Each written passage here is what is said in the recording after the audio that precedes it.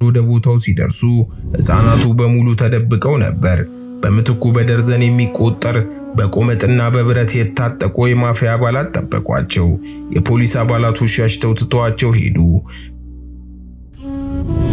ህንዳዊው መሲህ የሺዎች ሕፃናት አባት በ1980ዎቹ መጀመሪያ በህንድ ኒው ዴልሂ ከተማ ዳርቻ በሚገኝ አንድ ጠባብ አየር አልባና ጨለማ የድንጋይ ማውጫ ውስጥ አየሩ በሙቀት በአቧራና በሚያቃጥል የላብ ጠረን ታፍኗል። ከውጭ የሚሰማው የድንጋይ መፍጫ ማሽን ጩኸት የሰውን ልጅ የጣር ድምፅ ይውጣል። በዚህ የሲኦል እምብርት ውስጥ ገና የ8 እና የ9 ዓመት ዕድሜ ያላቸው ሕፃናት በባዶ እግራቸውና በቆሸሸ ቁርጥራጭ ጨርቅ ተሸፍነው ከክብደታቸው በላይ የሆነ ድንጋይ ይሸከማሉ።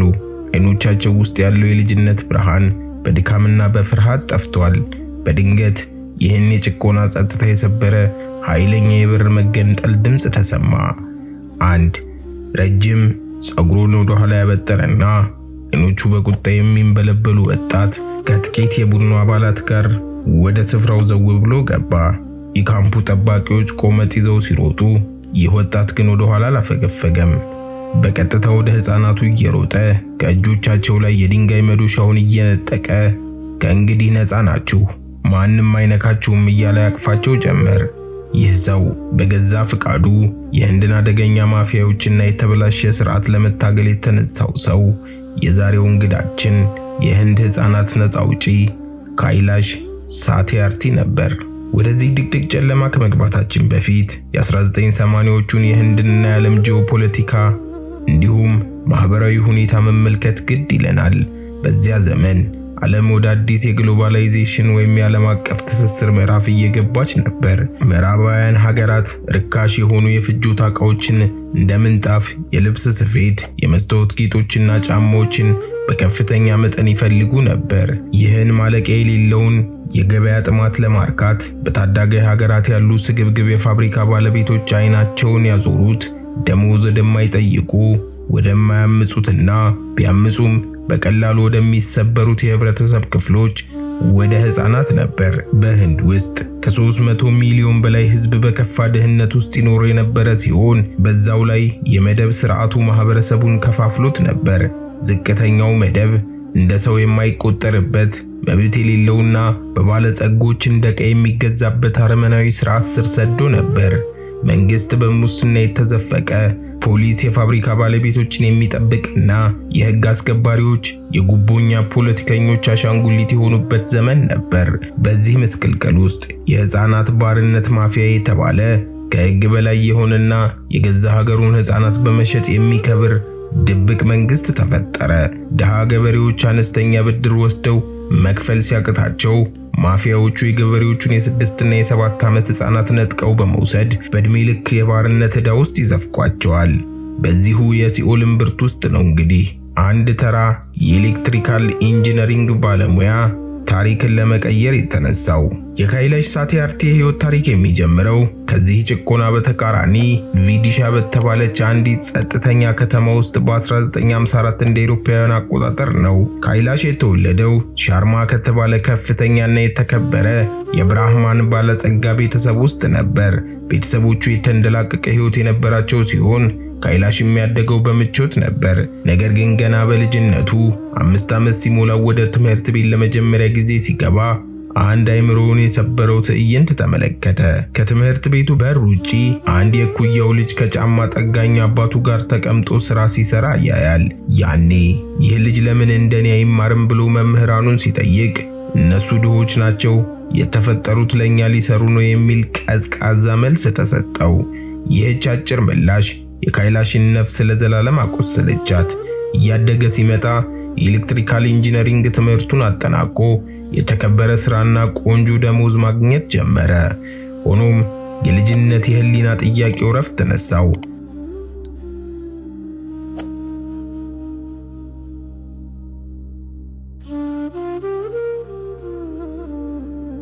በ26 ዓመቱ ማንም ያልጠበቀውን እብደት የሚመስል ውሳኔ አሳለፈ።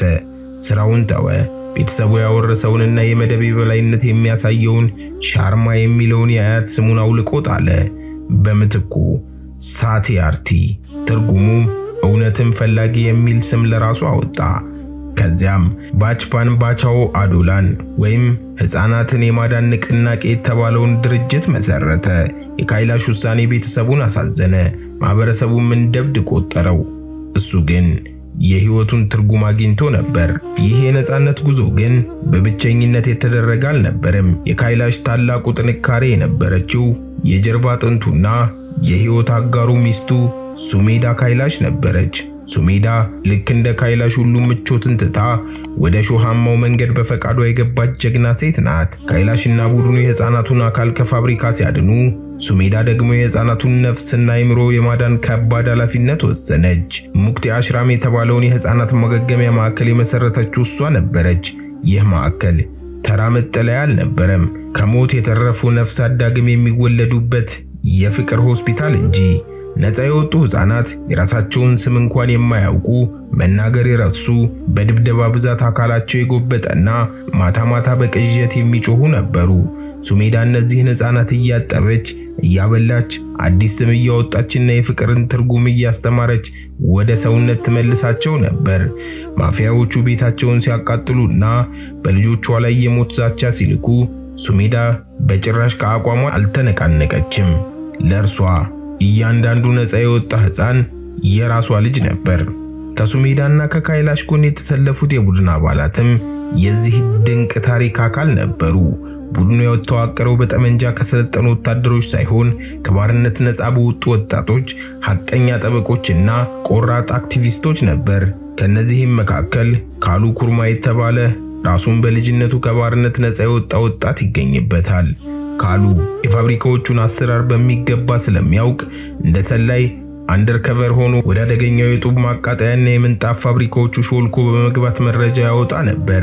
ሌላኛው አባል አዳር ሺኪሾር የህግ ክፍተቶችን በማጥናትና ሐቀኛ ዳኞችን በማፈላለግ የቡድኑ ዓይንና ጆሮ ነበር። ካይላሽ ቡድኑን ያሰለጠነው ልዩ በሆነ የኮማንዶ ስልት ነበር። ወረራ ከማድረጋቸው በፊት ራሳቸውን እንደ ባለጸጋ ነጋዴዎች ቀይረው አደገኛ ማፊያዎችን ያነጋግራሉ። የፋብሪካውን መውጫና መግቢያ በድብቅ ካሜራ ያጠናሉ። ከዚያም ሊታመኑ የሚችሉ ጥቂት የፖሊስ አባላትን ብቻ በማሳመን በሌሊት ጨለማ ድንገት አደጋ ጥለው ህፃናቱን ነጥቀው ያመልጣሉ። የካይላሽ ዋነኛ የትግል ፍልስፍና አህምሳ ወይም ሰላማዊ ትግል ቢሆንም ኦፕሬሽኖቻቸው ግን ከፍተኛ የአካል ብቃትና የስነ ልቦና ጥንካሬን የሚጠይቁ ነበሩ። ከነዚህ ኦፕሬሽኖች መካከል በታሪክ እጅግ ስኬታማው ተልዕኮ ሚርዛፑር በተባለች ከተማ ውስጥ በአንድ ግዙፍ የምንጣፍ ፋብሪካ ላይ ያደረጉት ወረራ ነበር። የፋብሪካው ባለቤቶች ህፃናቱን በመሬት ውስጥ ጠባብ ክፍል ውስጥ ዘግተውባቸው በቀን ለ16 ሰዓታት ያሰሯቸው ነበር። ካሉ ኩማር በድብቅ ባመጣው መረጃ መሰረት ካይላሽና ቡድኑ ሌሊት በሩን ሰብረው ገቡ።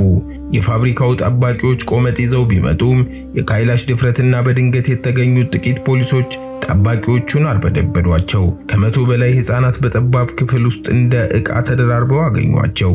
የህፃናቱ ጣቶች ምንጣፍ ከመስራት ብዛት ደምተው፣ አይኖቻቸው በብርሃን እጦት ታውረው ነበር።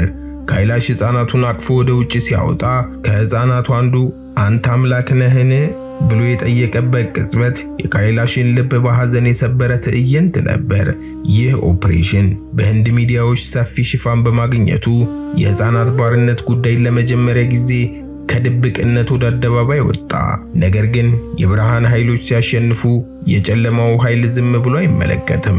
የካይላሽ ጠላቶች ተራ ሌቦች አልነበሩም። በሚሊዮን የሚቆጠር ዶላር የሚያንቀሳቅሱ የፖለቲካ ትስስር ያላቸውና ሰውን ለመግደል ወደ ኋላ የማይሉ አደገኛ የህፃናት አዘዋዋሪ ማፊያዎች ነበሩ።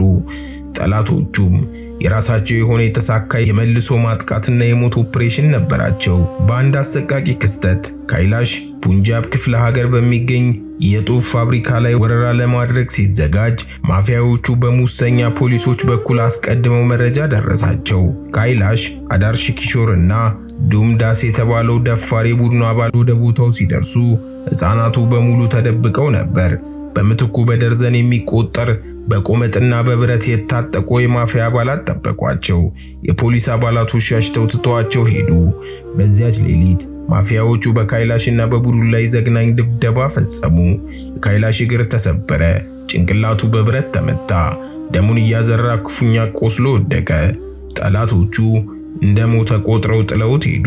ከዚህም የከፋ የትግሉ መሪር ዋጋ የተከፈለው በቡድኑ አባላት ሕይወት ጭምር ነበር።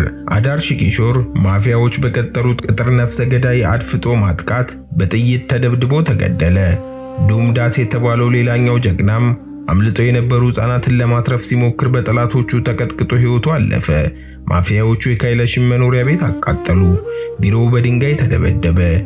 ይህ ወቅት ለካይላሽና ለሱሜዳ የገሃነም ጊዜ ነበር። በከፍተኛ የስነ ልቦና ቀውስ ውስጥ ሆነው የራሳቸውን ልጆች ለደህንነታቸው ሲሉ ከቤት አርቀው ወደ ሌላ ቦታ ለመላክ ተገደዱ።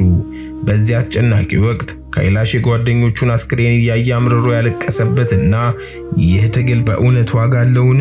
ለምን የገዛ ቤተሰቤን አደጋ ላይ እጥላለሁ ብሎ ራሱን የጠየቀበት የጨለማና የጥርጣሬ ጊዜ ነበር።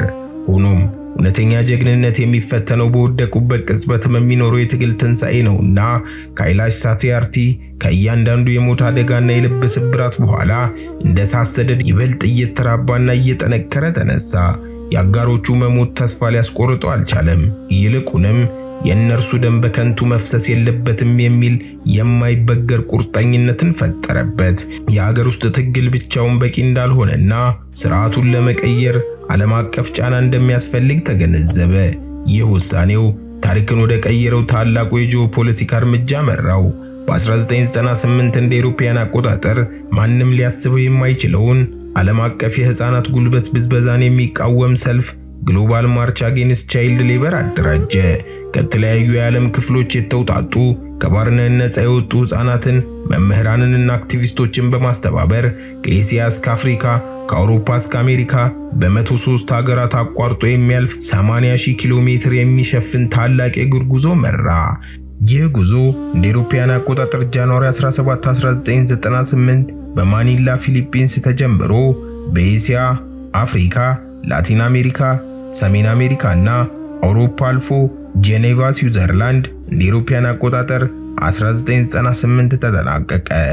ይህም 103 ሀገራትን የሸፈነ ጉዞ 6 ወራትን የፈጀ 80,000 ኪሎ ሜትርን የሸፈነ ነበር።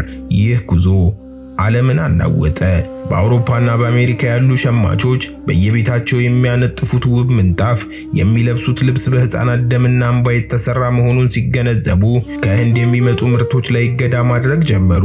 የኢኮኖሚ ኪሳራ ያንዣበበበት የህንድ መንግስትና የፋብሪካ ባለቤቶች ተበረከረኩ። የዓለም አቀፉ የስደተኞች ድርጅት ILO በጄኔቫ ባደረገው ስብሰባ ካይላሽ ነፃ ካወጣቸው ሕፃናት ጋር በመሆን መድረኩ ላይ ሲወጣ የዓለም መሪዎች በእንባ ታጥበው በጭብጨባ ተቀበሉት። የካይላሽ የማይበገር ኃይል ዓለም አቀፉ ማህበረሰብ በሕፃናት ጉልበት ብዝበዛ ላይ እጅግ ጥብቅ የሆነ አዲስ ዓለም አቀፍ ሕግ እንዲያወጣ አስገደደው። ይህም ኮንቬንሽን 182 ነበር። ዛሬ ላይ ቆመን ወደ ኋላ መለስ ብለን ስንመለከት ካይላሽ ሳቲያርቲ ከ86,000 በላይ ሕፃናትን ከዘመናዊ ባርነት፣ ከድንጋይ ማውጫዎችና ከፋብሪካ ቶኖች መንጋጭላ ውስጥ ነጥቆ አውጥቷል። እንደ አውሮፓውያን አቆጣጠር በ2014 ከፓኪስታናዊቷ ወጣት ማላላ ዩሳፍዛይ ጋር በጋራ የኖቤል የሰላም ሽልማትን ሲቀበል መድረኩ ላይ የቆመው ብቻውን አልነበረም። ከእርሱ ጋር የተገደሉት ጓደኞቹ አዳርሽና ዱምዳስ ነፍስ፣ የባለቤቱ የሱሜዳ ጽናትና የዳኑት በ80,000 የሚቆጠሩ ሕፃናት ሳቅ አብሮት ቆሞ ነበር። የካይላሽ ሳቲያርቲ ታሪክ የሰው ልጅ ክፋት የቱንም ያህል በገንዘብና በስልጣን ቢደገፍ፣ አደገኛ ማፊያዎች የቱንም ያህል ሕግን ቢገዙ፣ በአንዲት ጽኑ የፍቅርና የፍትህ እምነት ፊት ግን መውደቃቸው እንደማይቀር የሚያሳይ ከጨለማ ወደ ብርሃን የተደረገ ሕያውና ዘላለማዊ የነጻነት ጉዞ ነበር። የሳምንት ሰው ይበለን።